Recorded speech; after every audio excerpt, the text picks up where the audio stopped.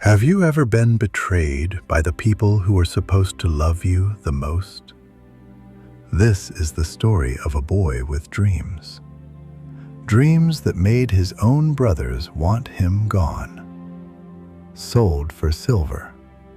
Taken far from home. But the pit was not the end. And the prison will not be the end. Because the God who gave him those dreams never abandoned him. Not in the darkness, not in the waiting, not in the silence. If stories like this speak to your heart, please like this video. Share it with someone who needs hope today, and subscribe to Family Faith Matters so we can keep bringing these stories to life. Your support means everything. Now, from the pit to the palace, from betrayal to redemption, let's begin. In the land of Canaan lived a man named Jacob, blessed with many sons. While the older brothers worked hard each day, one son often stood out in a different way. Jacob loved Joseph deeply, especially because he was the son he had waited and prayed for. One day, Jacob gave Joseph a special garment, a sign of love that everyone could see. Joseph didn't know it, but that gift would stir something dangerous in his brothers' hearts. They saw the garment, and to them it felt like proof that Joseph was the favorite. From that day on, their words grew sharp, and kindness grew rare. Then, one night, Joseph had a dream so vivid it felt like a message. He saw bundles of grain in a field, and the others bowed toward his. At sunrise, Joseph told his brothers what he had seen. Their faces tightened. "Do you think we'll ever bow to you?" they wondered. Soon after, Joseph dreamed again. This time, the sun, the moon, and stars bowed low. He told the dream to his father too, and the brothers listened in silence. Jacob corrected him out loud, but deep down, he kept the dream in his heart. But the brothers did not forget. Jealousy took root, quiet, patient, waiting for its moment. Days passed with no word from the fields, and Jacob grew uneasy. So he called Joseph and sent him to check on his brothers. Joseph set out alone, wearing the garment his father had given him. The journey was long, and the land felt quiet and empty. When he arrived, his brothers were nowhere to be seen. A traveler pointed him onward. They went that way. So Joseph walked farther, not knowing what was waiting for him. From a distance, his brothers saw him coming. That bright garment made him impossible to miss. They gathered close, and dark thoughts began to spread. They looked at a nearby pit and made a plan. One brother pushed back. He didn't want Joseph killed. Joseph came near, still believing he was safe. Suddenly, they grabbed him. They tore away the garment that made them so bitter, and they threw him into an empty pit. His voice echoed up, but no one answered. Above the pit, the brothers sat down and ate as if nothing happened. Then a caravan appeared on the road toward Egypt. Their camels were loaded with goods for trade. One brother said, "Why spill blood when we can sell him?" They hesitated, then chose the easier wrong.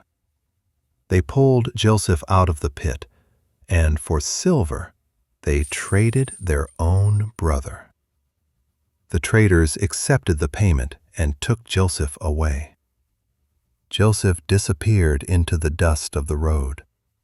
They watched him go and said nothing. Then they prepared a lie for their father. They stained Joseph's garment to make it look like a tragedy, and they carried it home. They placed it before Jacob without explaining much. Jacob recognized it immediately. His face changed in an instant. He believed Joseph was gone, and he mourned day after day. His sons tried to comfort him, but the wound was too deep. Jacob could not be comforted. Far away, the caravan kept moving south, until Egypt rose on the horizon, strange and unfamiliar. Joseph was sold again, this time in a land of foreign tongues. A powerful man named Potiphar noticed him, and Joseph was taken into Potiphar's house.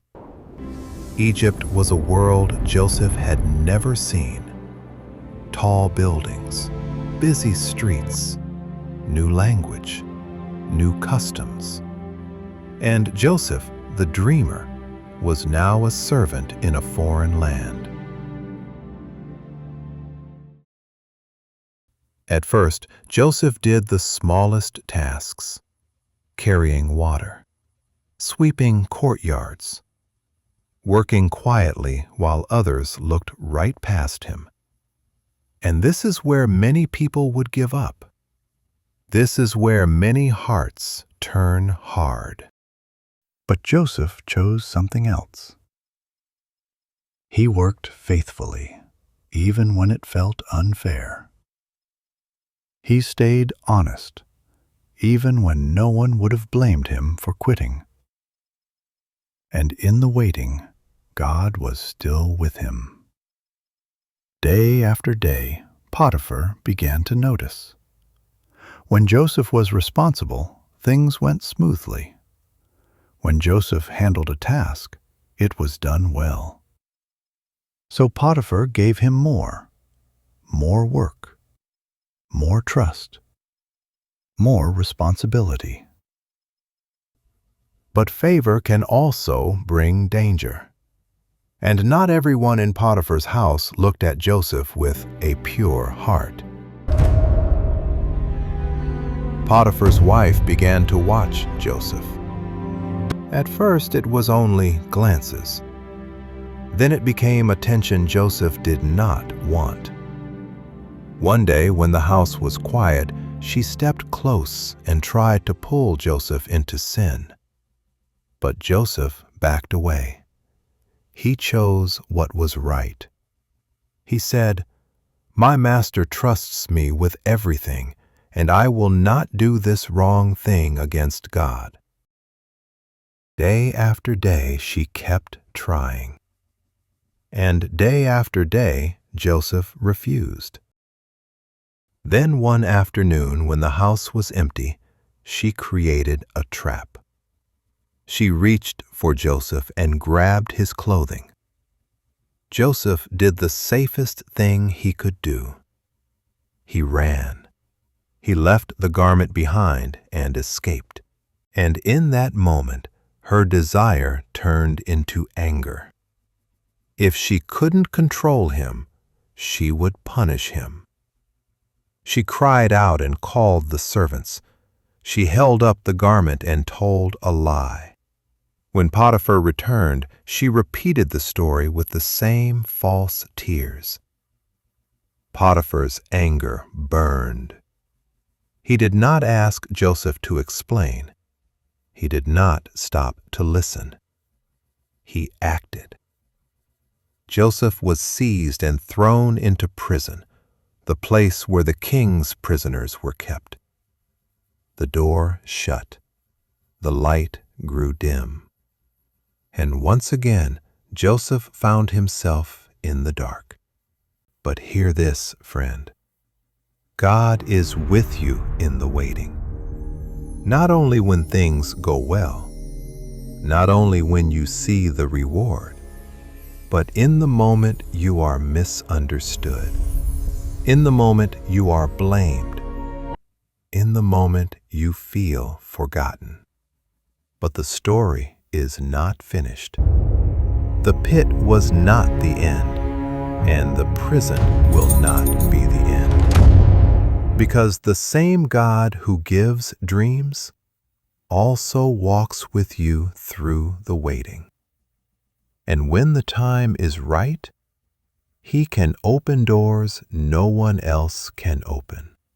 In part 2, we will see what happens behind those prison walls and how God can turn a silent season into a powerful new beginning.